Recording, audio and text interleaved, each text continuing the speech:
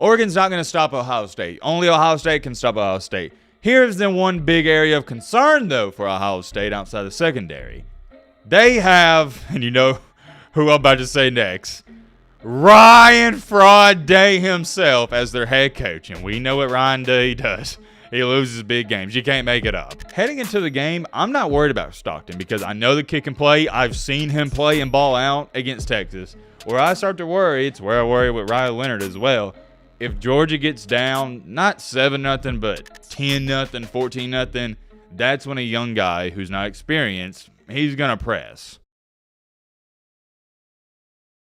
Ladies and gentlemen, boys and girls, hope all of you are having a great day. Hope all of you, oh, holy crap, I just realized it is officially 2025. So hope all of you are having a great start to your new year. I'm not going to sit up here and give you some corny, inspirational, motivational speech like a lot of people do. You know what you got to do in 2025. Strive to be the best version of yourself every single day. Work hard, grind, etc., etc. Let's make 2025 a good one. And guess what? We're kicking off our 2025 with the best day ever. We got not one, not two, but three. Count them.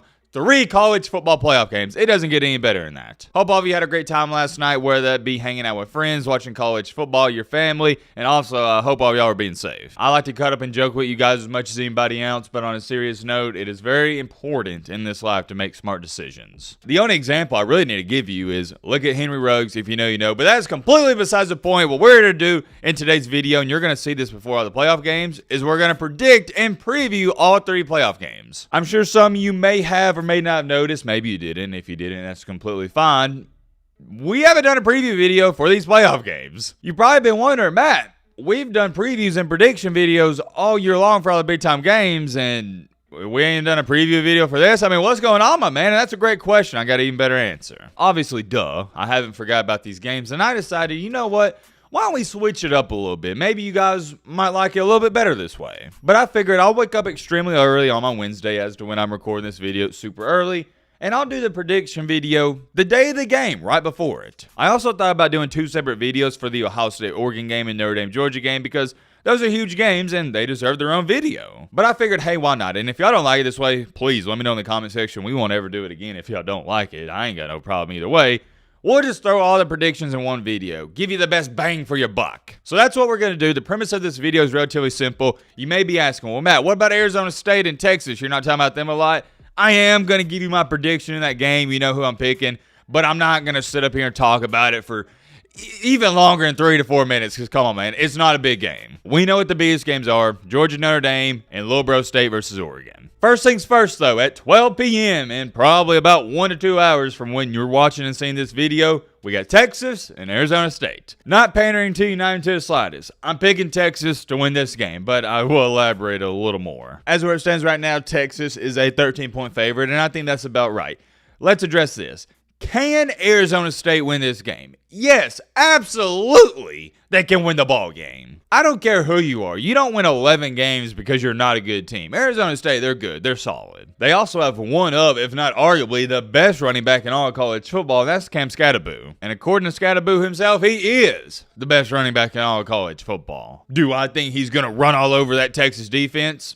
Not necessarily, but I still think he's going to get his. When I say he's going to get his, it's similar to Steph Curry. Yeah, you can game plan all you want for Steph Curry. You can double team him, triple team. It doesn't matter. He's still going to get his points. He's still going to score 20, 30, 40 points. Getting past that, I also think Arizona State has a really good quarterback, and some would even argue and say their quarterback has been playing better than Quinn Ewers this year. It's kind of hard to compare him because you got Quinn Ewers playing in the best conference in all college football, and then you got their quarterback playing in arguably one of the worst conferences in all of college football. Their quarterback is on the younger side, which does concern me because, I mean, this is common knowledge. What do young quarterbacks do? They tend to press and they try to make the superhero play instead of just making the simple play. If he tries doing that against Texas, it's not going to work out in his favor, and he may lose the game by himself. Here's the good news for Arizona State in this game. Like I stated a few minutes ago, can you win? Yes. Here's the bad news. If Texas plays how I know Texas can play,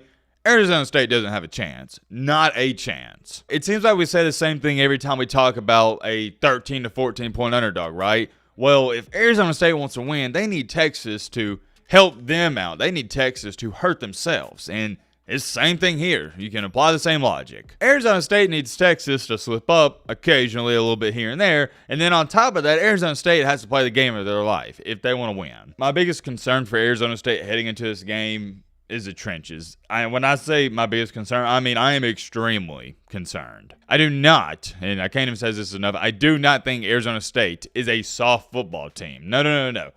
But here's the problem. Those guys at Texas, those guys on the D-line and the O-line in the SEC, they're a different breed compared to the Big 12. And when I say they're a different breed, ladies and gentlemen, I mean quite literally, like they're just way bigger. They look like monsters out there. Good luck. You're going to need Arizona State. I'll take the Longhorns in this one by 17 points. I could talk about that game more, but there's no need to because you guys don't care. What you do care about is the little bro, Ohio State versus the Oregon Duckies. Oh man, the rematch that I am extremely, and I mean extremely excited for. As to where it stands right now, last time I checked, Ohio State was like a 2.5 point favorite.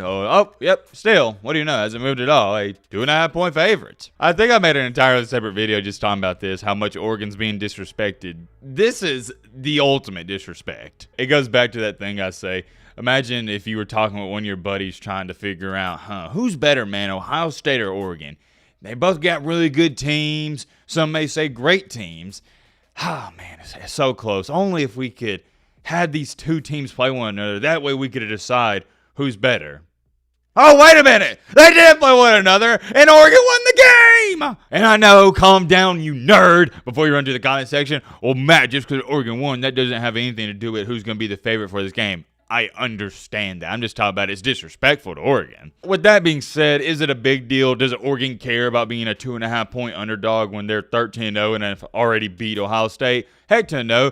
And actually, I bet Dan Lanning prefers to be an underdog because he's using this as fuel motivation. If I was the head coach, I'd use this fuel. I'd show my guys, look, the public thinks we're still not better than Ohio State. And guys, we already beat them. So you know what we got to do? We got to go out there and pound them again. We got to beat them for their second straight time and show these bums, show Matt Be Great, show these nerds, these dorks, these losers that we are better than Little Bro State. The beauty of previewing and predicting this game, it's extremely easy for me because, like I just talked about, we've already seen them play, so we kind of know what to expect, don't we? Oregon's defense, they're all right.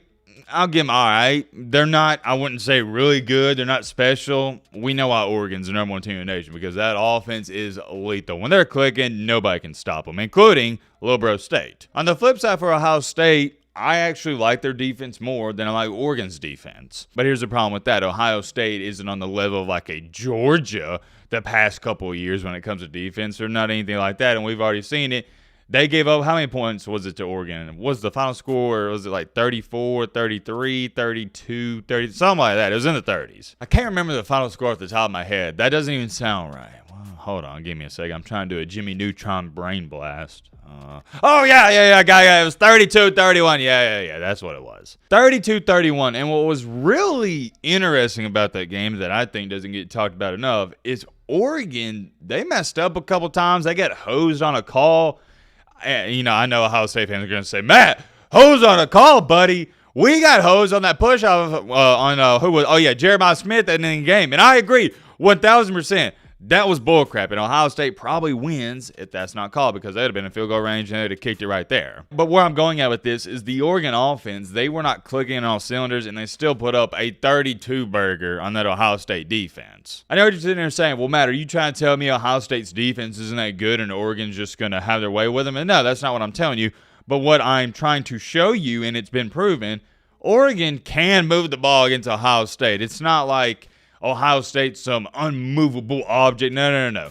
Oregon, if they're clicking, they're going to be A-okay. But if you had to ask me, Matt, whose defense would you take right now if I'm starting a college football dynasty, Oregon's defense or Ohio State's? I'm taking Ohio State's. The only concern I have with Ohio State is their secondary and their cornerbacks have been awful this year when they've played really good teams. Ohio State secondary the entire year has been so weak. The beauty of that, though, in college football is you can kind of get away with it because most quarterbacks aren't going to be throwing it 30, 40 yards downfield, testing secondary, trying to pick them apart. Unfortunately for Ohio State, you're playing one of the best quarterbacks in the nation, Dylan Gabriel, and he did pick you apart, and he's probably going to do it again. On the offensive side of the ball for Ohio State, I do not see a case and scenario where Ohio State struggles to put up points and move the ball against Oregon. The only body that's going to stop Ohio State, and let me make this evidently clear, the only body that can and will stop Ohio State is Ohio State themselves. I want you to listen up, Little Bro State fans. The Little Bro State has the most talented team in the nation, and it's not even close. I don't even think it's close, not even debatable for me. Did you pay for this team? Yeah, but guess what? It's legal, so if you're mad about it, get your money on up, buddy. Oregon's not going to stop Ohio State. Only Ohio State can stop Ohio State. Here's the one big area of concern, though, for Ohio State outside the secondary. They have, and you know who I'm about to say next, Ryan Fraud Day himself as their head coach. And we know what Ryan Day does. He loses big games. You can't make it up. He's a fraud. And when it comes to being right on anything in my career on YouTube talking about college football, I've never been more right about a situation. I've been calling Ryan Day a fraud for 3 years, been saying he should have been fired 3 years ago. And everybody's like, what? What's Matt talking about? And now people are finally starting to come around. Ryan Day can't win big games. He can't. I do not classify Tennessee as a big-time game. Sorry, Ohio State fans. But you know what I do classify as a big-time game?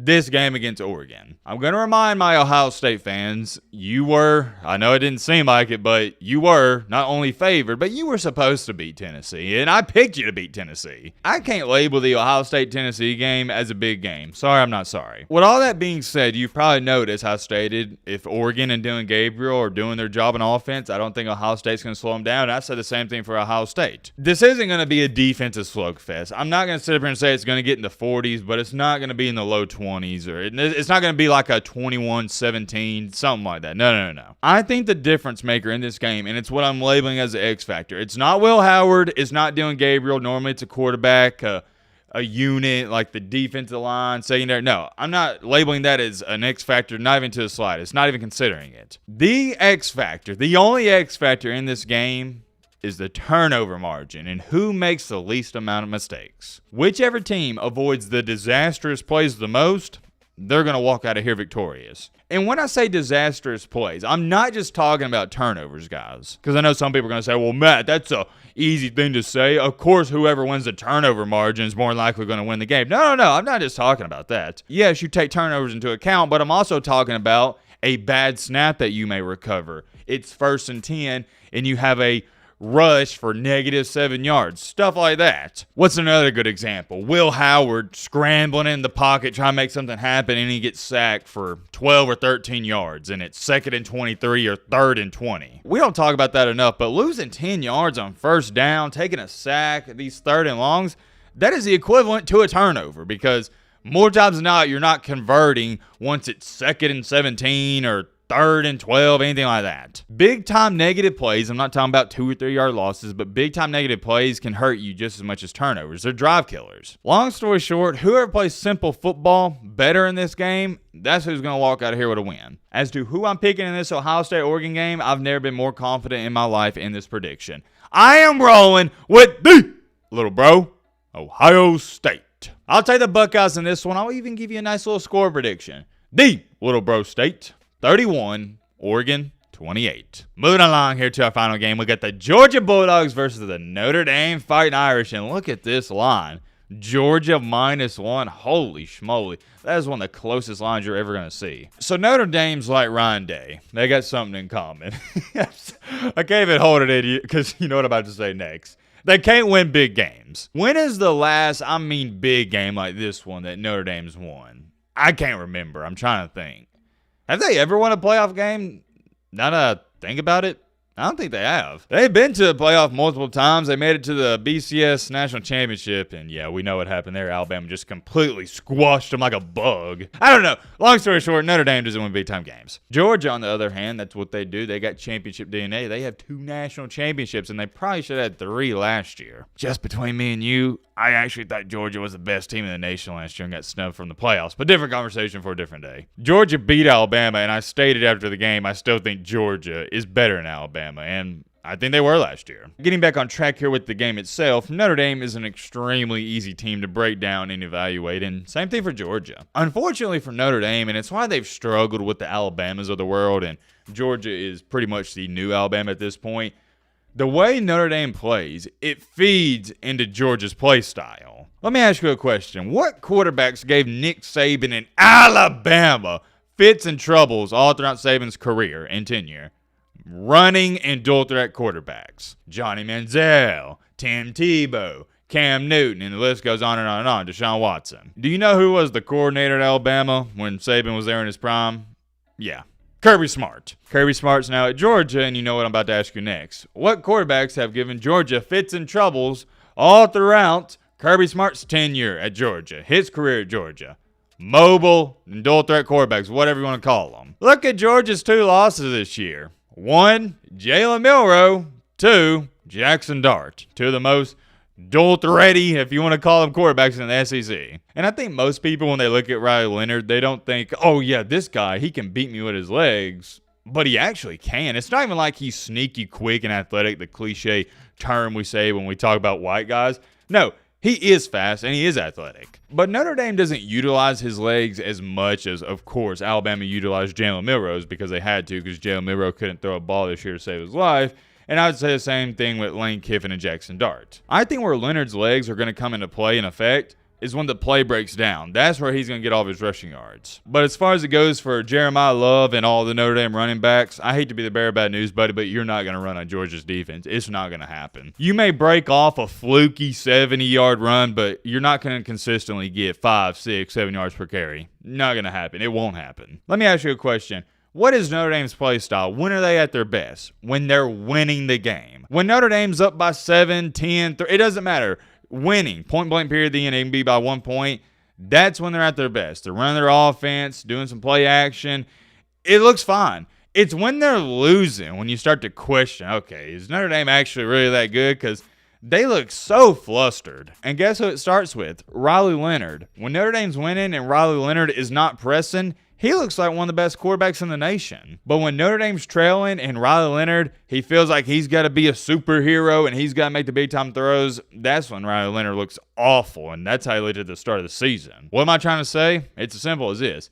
If Notre Dame wants to win this game or even compete in this game, they can't get behind early. If they get behind like 7, 10, even 14-0 in the first or second quarter, this one's all but over. On the flip side of the ball for Georgia, I'm actually going to use the same argument because I already know what some of you are saying. Matt, what about Georgia? They're the one with the backup quarterback. And I know. Give me time. Give me a second. I'm getting to it. Recipe for Georgia is the same way. Gunnar Stockton. He's a 5-star recruit. I love him, but he almost single-handedly lost that game for Georgia against Texas. I'm talking about the pick 6 that should have been a pick 6 if the Texas defender would have helped his teammate out and blocked a little bit. If you know, you know. We saw it against Texas, though, on that outstanding drive that Stockton had. When he's hitting his running back out of the backfield, hitting the guys in the flats, the 10-yard curl routes, I mean, that's about as good as it gets, guys. It really is. You're not going to see many quarterbacks orchestrate a drive like Stockton orchestrated against Texas in the SEC championship. He looked like prime Tom Brady, and that's all Tom Brady ever did in the NFL. Dink and dime your way down the field. It's not about how many 50-yard bombs can you throw.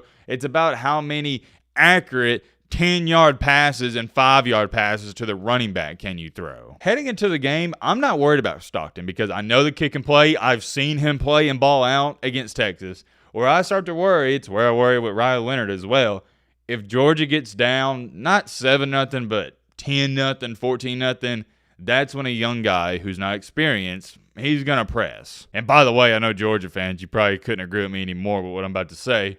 It also helped your young quarterback if your wide receivers could catch a ball this year. Georgia has the most drops in the nation. I'm not exaggerating it. It's a cold, hard fact. Help the young guy out and catch the ball. This game's simple. Whichever quarterback plays better, they are the X factors. Their team's going to win. But guess who I'm rolling with in this game? Gunnar Stockton and the Georgia Bulldogs. But I'm not just picking Georgia because of Gunnar Stockton, actually. The main reason I am going with Georgia is because I love me some Kirby Smart, and I love teams that have championship DNA. And you know who has championship DNA? Kirby Smart and Georgia. They got 2 national titles in the past couple of years. I think this game's going to be close. I'm taking Georgia, and I'm going low, baby. Give me Georgia 17, Notre Dame 14. Good old-fashioned 1990 college football type of game. Low scoring, ground and pound, not going to see a lot of passing yards. Many more things I could say. I do need to hurry up and get this video edited and uploaded before all the games. Let me know your thoughts down below. But no, I thought I didn't give you a score prediction. I did. I don't know what I was thinking. Let me know your thoughts down below. But